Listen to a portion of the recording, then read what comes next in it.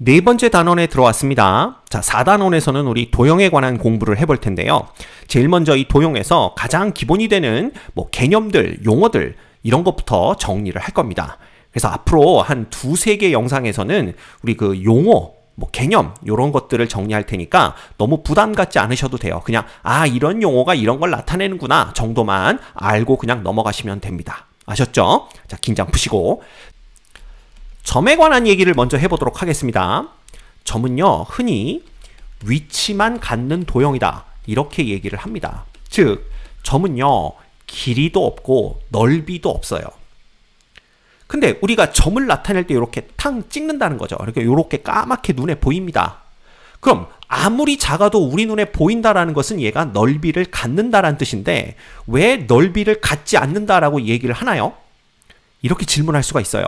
그래서 요렇게 까맣게 탕 찍는 이유는 우리 눈에 보이는 게 아무것도 없다면 그 점이 나타내는 위치가 어딘지를 우리가 알 수가 없잖아요.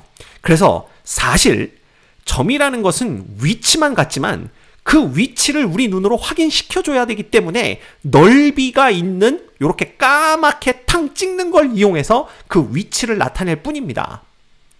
그렇게 생각하시면 돼요. 그래서 점이라는 것은 위치만 갖는 도형이다. 그냥 이렇게 보시면 됩니다. 자, 그럼 선은 뭐냐라는 건데 이게 예전에 제가 말씀드린 적이 있습니다. 선은 누가 모여서 됐다고요? 점이 모여서 된 겁니다. 근데 점은 위치만 있지 이게 넓이도 없고 길이도 없는데 그것들을 모아놓는다고 이렇게 눈에 보이는 선이 될까 싶은데 이렇게 이해하시면 돼요. 점이 위치만 갖는데 이 위치가 계속 변한다고 한번 생각을 해봅시다. 그래서 여기에 있던 점이 이렇게 이동을 해서 여기까지 움직이는 동안 요 점이 자기가 지나간 위치들의 어떤 흔적을 남긴다고 생각을 해보세요. 그래서 그 흔적들을 쫙 모아놓으면 이런 식으로 하나의 선이 생기게 되는 걸 볼 수가 있습니다. 그쵸? 그래서 선이라는 것은 점이 위치를 변화시키는 동안 흔적을 남기고 그 흔적들을 싹 다 모아놓으면 즉 그 흔적들을 쭉 연결해서 생기는 것이 바로 선이다. 이렇게 생각하시면 돼요. 그래서 그냥 간단하게는 점들이 모여서 누가 된다? 선이 된다. 이렇게 알고 계시면 편할 겁니다. 됐죠? 자, 그럼 면은 뭐냐라는 겁니다. 면은요, 이렇게 선이 있을 때 이 선들이 여러 개가 모이는 겁니다. 이것도 이렇게. 그래서 이 선들이 빈틈없이 빼곡하게 모이면요, 이런 식으로 하나의 뭘 이루어요? 면을 이루게 됩니다. 그래서 여기가 빈틈없이 여기에 선들이 계속 그려진다고 생각하시면 돼요. 이런 식으로, 이렇게. 그죠? 이렇게 계속 선들이 모이면 하나의 면을 만들게 되는 거죠. 그래서 면은 선들이 모여서 뭐가 된다? 면이 된다. 이렇게 생각하고 계시면 됩니다. 됐죠? 그래서 우리가 점과 선과 면 요 세 가지를 통틀어서 뭐라고 부르냐 하면 바로 도형의 기본 요소다. 이렇게 부르게 되는 겁니다. 그래서 우리 초등학교 때 배웠던 이런 삼각형, 혹은 또 뭐가 있습니까? 사각형, 혹은 또 뭐도 배웠죠? 원, 이런 것들 있잖아요. 이런 것들을 우리가 평면 위에 그려진다. 그래서 얘네들을 뭐라고 부르냐 하면 평면 위에 그려지는 도형이다. 그래서 평면 도형이다. 이렇게 얘기를 합니다. 이것들도 가만 보면 점들이 주르르 모인 거예요. 그래서 점들이 모여서 선을 만들고 선들이 모여서 이런 도형을 만들게 되는 겁니다. 그쵸? 그 다음에 이거 말고 우리 또 뭘 볼 수가 있냐 하면 무슨 이런 직육면체 이런 것도 배운 적 있죠. 이런 직육면체들은 또 뭐가 모여서 된 거냐 하면 면들이 주르륵 모여서 됐다고 보시면 돼요. 이걸 똑바로 그리려니까 시간이 오래 걸리네요. 이건 어떻게 되냐 하면 요 밑바닥에 해당하는 요 면 있죠. 요 도형. 요 도형이 이게 위로 주르륵 쌓였다고 생각하시면 됩니다. 그러면 얘가 딱 얻어지게 되는 거죠. 그쵸? 혹은 원기둥 이런 것도 우리 배운 적이 있습니다. 그죠? 이 원기둥들도 이 밑바닥이 원이잖아요. 그래서 이렇게 생긴 원이 위로 주르륵 빈틈없이 쌓여있다. 그래서 만든 도형이 요 원기둥이 된다. 이렇게 보시면 됩니다. 그래서 이런 것들을 우리가 입체도형이다. 이렇게 부르게 돼요. 됐죠? 그래서 평면 위에 그려지는 평면 도형과 그 다음에 3차원 공간에서 만들 수 있는 입체도형이 있다. 이 정도 알고 계시면 될 것 같습니다. 그래서 앞으로는 여러분들이 점과 선과 면을 나타낼 일이 많은데 점을 나타낼 때는요, 뭐 이렇게 까맣게 찍죠. 그 다음에 알파벳 대문자를 이용해서 점을 나타냅니다. 그죠? 그 다음에 선을 나타낼 때는요, 이렇게 선을 그리고요. 대개 이 선을 나타내는 것은 알파벳 소문자를 씁니다. 그래서 얘는 선 L을 나타내게 되는 거고요. 그 다음에 면을 나타낼 때는요, 이렇게 평행사변형을 그립니다. 평행사변형을 그리고 얘는요, 우리가 그리스 문자 뭐 알파, 베타, 감마 이런 걸 이용해서 나타내요. 그래서 이건 알파 이렇게 나타내는데 아마 여러분들이 보고 있는 그 중학교 1학년 교과서에서는 이 알파, 베타라는 그리스 문자를 쓰지 않아요. 그래서 이 대문자를 약간 기울여서 씁니다. 요렇게. 이걸 우리가 이탈릭체라고 얘기를 하는데 대문자를 약간 기울여서 쓴 알파벳 대문자로 나타낸다. 뭐 이렇게 되어 있는데 뭐 굳이 그럴 이유가 뭐가 있습니까? 그래서 우리는 요게 그리스 문자로 알파 요렇게 쓰는 게 베타구나 정도만 알고 앞으로는 평면을 알파, 베타 뭐 이런 식으로 나타내도록 하겠습니다.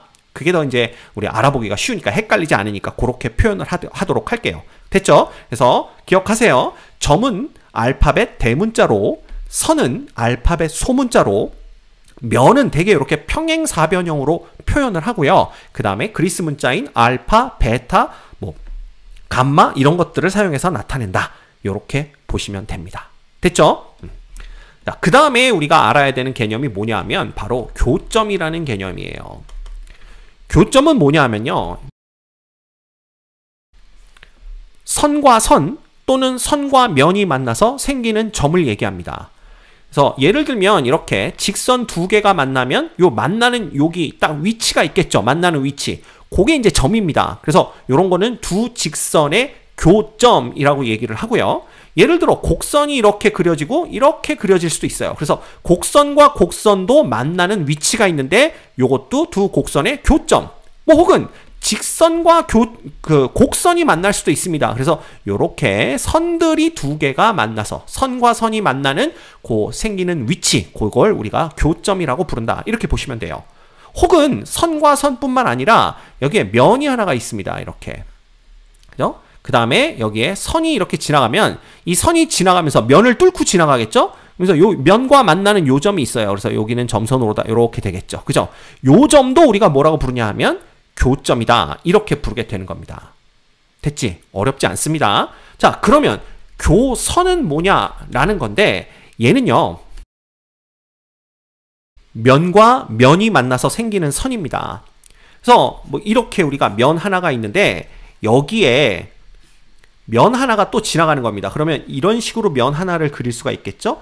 이렇게 면을 그리는데 여기에서 요렇게 선이 생겨요. 요 면들이 만나면서. 이해가 되십니까? 그래서 여기는 요렇게 점선으로 그리면 되겠네요. 그죠? 그 다음에 요렇게 하면 여기 이제 선이 하나가 생기는데 요걸 색깔을 다르게 표현해 볼게요. 자, 요게 요렇게 면과 면이 만나서 선 하나를 만들게 되는데 요거를 우리가 교선이라고 얘기를 하게 되는 겁니다. 면이 이렇게 평평한 면만 있는 건 아닙니다. 어떤 면이 있는데요. 요 면이 요렇게 곡면을 이루고 있다고 한번 생각을 해봅시다. 이런 식으로 곡면을 이루고 있는 거예요. 그래서 쉽게 말하면 얘를 둘둘 말았다라고 보면 됩니다. 이렇게. 그죠? 그리고 여기에 이렇게 평평한 면 하나가 지나가는 거예요. 이런 식으로. 상황이 이해가 되시죠? 그러면 요 세로로 서 있는 이 곡면과 그 다음에 요 평평한 면이 만나서 또 뭘 만드냐 하면 선 하나를 만듭니다. 그래서 요렇게 곡선이 이렇게 원 모양으로 생기게 되겠죠. 그쵸? 이것도 우리가 뭐라고 부르냐 하면 교선이다. 이렇게 부르게 됩니다. 됐죠? 네. 자, 그러면 이런 거 한번 생각을 해보도록 할게요. 우리가 직육면체 하나를 그려보도록 하겠습니다. 짠! 하고 직육면체 하나를 그렸습니다. 자, 이 직육면체에서 우리가 어떤 생각을 해볼 수가 있냐면요. 자, 여기 선 하나가 있죠. 그죠? 그럼 요걸 한번 그려볼까요? 요렇게 그리면 요 선과 요 선이 만나는 교점이 어디가 되겠어요? 예, 교점이 바로 이 점이 됩니다. 근데 이 점은요, 어떻게 볼 수도 있냐 하면 이 선과 요 선의 교점이라고 볼 수도 있어요. 그쵸? 더 놀라운 사실은 이 빨간 점은요, 누구와 요 옆에 면 보이십니까? 요 면. 요 면과 요 선 있죠? 요 선의 교점이라고 볼 수도 있는 겁니다. 그래서 따지고 나면 이 모든 점들 있죠? 요 점, 요 점, 요 점이 다 교점이 돼요. 그래서 이 교점은 선과 선이 만나는 점이라고 볼 수도 있고 선과 면이 만나는 점이라고 볼 수도 있다는 거 그거 기억하시면 될 것 같습니다. 자, 또한 여기 지금 초록색으로 표시된 요 선 보이시죠? 요 선은요. 소위 말하는 요 윗면과 요 앞면이 두 개가 만나서 교선을 만들었다라고 보실 수가 있습니다. 그래서 이것도 교선이 됩니다. 그렇게 따지면 지금 초록색으로 표시된 모든 선들이 전부 면과 면이 만나서 생기는 교선이 되는 거예요. 그쵸? 그래서 예를 들어 요 선은 앞면과 그 다음에 왼쪽 옆면이 만나서 생기는 교선이다. 이렇게 보시면 됩니다. 그래서 여기 전부 다 이것들이 전부 다 교선이 돼요. 얘는 앞면과 밑면의 교선, 얘는 앞면과 옆면, 오른쪽 옆면, 얘는 밑면과 오른쪽 옆면 뭐 이런 식으로 따지면 얘네들이 모두 다 교선이 되는 걸 볼 수가 있어요. 그래서 직육면체에는요. 총 12개의 교선이 있다라는 걸 알 수가 있습니다. 그래서 8개의 교점과 12개의 교선이 직육면체 안에 존재한다. 이렇게 보시면 되겠습니까? 됐죠? 오케이. 그 다음에 등장하는 개념은요. 직선, 그리고 반직선, 그리고 선분이라는 개념입니다. 자, 먼저 직선에 대해서 말씀을 드리면요. 예를 들어 우리가 점 하나가 있습니다. 여기 점 A라고 한번 이름을 붙여볼까요? 이 점 A를 지나는 직선은 몇 개가 있을까요? 그냥 그려보시면 이것도 점 A를 지나는 직선이고요. 뭐 요것도 점 A를 지나는 직선이고 이것도 점 A를 지나는 직선입니다. 그래서 점 A를 지나는 직선은요. 수도 없이 많아요. 뭐 이렇게도 그릴 수 있고 이렇게도 그릴 수 있고 얼마든지 그릴 수가 있죠. 그런데 점 A가 아닌 다른 한 점 B가 주어졌다라고 한번 생각을 해봅시다. 이 점이 B입니다. 그러면 점 A와 점 B를 지나는 직선은 몇 개가 있을까요? 그건 오로지 하나밖에 없습니다. 요렇게. 그죠? 그래서 우리가 직선이라는 건 뭐냐 하면 이렇게 끝없이 뻗어나가는 선을 얘기를 하는데 이 수많은 직선 중에 하나를 딱 골라내기 위해서는요. 점 2개가 필요해요. 그래서 점 2개만 있으면 그 수많은 직선들 중에 하나를 우리가 딱 집어낼 수가 있게 되는 겁니다. 됐죠? 그래서 직선이라는 것은 끝없이 뻗어나가는 점들의 집합인데 그 수많은 직선들 중에 하나를 가리키기 위해서는 점이 2개가 필요하다. 그래서 항상 직선을 나타낼 때에는 이렇게 점 2개를 이용하게 돼요. 그리고 이 두 점을 동시에 지나는 직선은 요건데 요걸 어떻게 나타내냐 하면 그래서 A, B다 이렇게 점을 쓰고요. 그 위에다가 이렇게 양쪽으로 화살표를 붙인 요런 기호로 직선을 표현하게 됩니다. 그래서 이거는 점 A와 점 B를 지나가는 오른쪽으로도 끝없이 뻗어나가고 왼쪽으로도 끝없이 뻗어나가는 그러니까 오른쪽 왼쪽이 아니라 A쪽으로 그 다음 B쪽으로 끝없이 뻗어나가는 점들의 집합을 우리가 직선이라고 부른다. 이렇게 보시면 돼요. 그죠? 그러면 혹시 이런 표현이 나왔다면 이건 뭘까요? 이건 뭐냐면 점 B와 점 A를 지나가는 끝없이 뻗어나가는 선 이렇게 되는 겁니다. 그쵸? 그럼 결국 얘하고 얘는 서로 어떤 거예요? 이건 같은 직선을 의미합니다. 이해되시죠? 그 다음에 이렇게 점 2개를 전부 다 언급을 해야 돼요. A와 B, 뭐 혹은 B와 A 이렇게 언급해야 되기 때문에 야 이것도 좀 귀찮다 그래서 우리가 되게 선을 나타낼 때에는 알파벳 소문자를 이용해서 간단하게 나타내기도 한다라고 말씀드렸죠. 그래서 그냥 이 선에다가 뭐 L 이런 식으로 이름을 붙여주는 겁니다. 뭐 혹은 뭐 M 혹은 N 이런 식으로 알파벳 소문자를 이용해서 직선을 간단하게 표시하기도 합니다. 됐죠? 자, 그럼 반직선은 뭐냐라는 건데 이 반직선은요. 직선이 있어요. 근데 직선에 하나가 딱 결정이 되려면 점이 2개가 필요하다라고 말씀을 드렸습니다. 그래서 A와 B를 동시에 지나가는 이런 직선이 있는데 이 직선에서 요 A를 시작점으로 해서 B쪽 방향으로 끝없이 뻗어나가는 부분을 생각해 볼 수가 있습니다. 그래서 이 까만 부분은 생각을 안 하고요. 이 빨갛게 표시된 부분만 생각을 하는데 요런 걸 우리가 뭐라고 부르냐 하면 바로 반직선이다 라고 부르는 거예요. 그래서 반직선은 이 시작점이 있어요. 그죠? 그리고 반직선이 어느 쪽으로 뻗어나가는지 그걸 표시해 주셔야 합니다. 그래서 이걸 표시할 때는 A를 시작으로 B 방향으로 끝없이 뻗어나가는 직선의 한 부분 이렇게 생각하면 되기 때문에 여긴 이렇게 해준 다음에 화살표를 이쪽으로만 그립니다. 이렇게. 그러면 이거는 A를 시작으로 하여 B 쪽으로 쭉 뻗어나가는 직선의 일부분을 얘기하는구나. 반직선을 얘기하는구나. 이렇게 보시면 됩니다. 됐죠? 자, 그렇다면 여기에서 BA와 이렇게 화살표를 그렸다면 이거 두 개는 같은 반직선일까요? 아니죠. 이거는 서로 다른 반직선입니다. 요거 헷갈리시면 안 돼요. 그래서 직선에서는 이 두 개가 같은 직선을 나타내지만 반직선에서는 이 두 개가 다릅니다. 그래서 반직선 BA를 나타내자면 요 밑에다 그냥 원래는 겹치게 그려야 되겠지만 여러분들 이해를 돕기 위해서 밑쪽에 그리면 요게 이제 반직선 BA를 나타내요. 그쵸? 그래서 원래는 요게 여기 있으면 안 되고 요 위에 가서 이렇게 붙어야 되는 겁니다. 그래서 반직선 AB와 반직선 BA는 서로 다른 반직선이다 라는 거 요거 기억해 주셔야 됩니다. 됐죠? 자, 그럼 선분은 뭐냐라는 건데 선분도 출발은 직선에서 출발을 합니다. 그래서 요렇게 두 점 A와 B를 지나가는 직선 중에서 그죠? 점 A에서 점 B까지의 부분 있죠. 점 A가 여기입니다. 여기에서부터 어디까지? 점 B까지의 요 부분을 우리가 선분 AB라고 부르게 되는 겁니다. 됐죠? 그래서 요건 표시를 어떻게 하냐 하면 A, B를 써주신 다음에 위에다가 그냥 요렇게 짧게 막대기 하나를 그립니다. 짝대기를. 그죠? 그러면 선분 AB와 선분 BA다. 그러면 이 둘은 같은 걸까요? 다른 걸까요? 이 둘은 서로 같은 선분이다. 이렇게 보시면 됩니다. 됐습니까?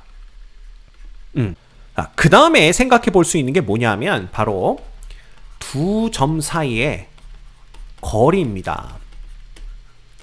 자, 점 A가 여기에 있고요. 점 B가 여기에 있다라고 한번 생각을 해볼게요. 그러면 이 두 점 사이의 거리는 어떻게 결정을 하느냐 하면요. 자, A와 B를 연결하는 선은 몇 개가 있을까요? 수도 없이 많겠죠. 뭐 예를 들자면 이런 식으로 이렇게 연결하는 선도 있을 수가 있고요. 아니면 그냥 쭉 뻗은 선으로 이렇게 연결할 수도 있을 겁니다. 그 다음에 뭐 이렇게 막 지멋대로 생긴 곡선으로 연결하는 것도 가능하겠죠. 자, 이때 A와 B를 연결하는 선 중에서 가장 길이가 짧은 그 선의 길이를 우리는 두 점 A, B 사이의 거리로 정의를 하게 됩니다. 그러면 이 A와 B를 연결하는 선 중에서 가장 거리가 짧은 건 바로 선분 AB가 되는 거죠. 그래서 우리는 선분 AB의 길이를 바로 두 점 AB 사이의 거리라고 정의를 하게 되는 거예요.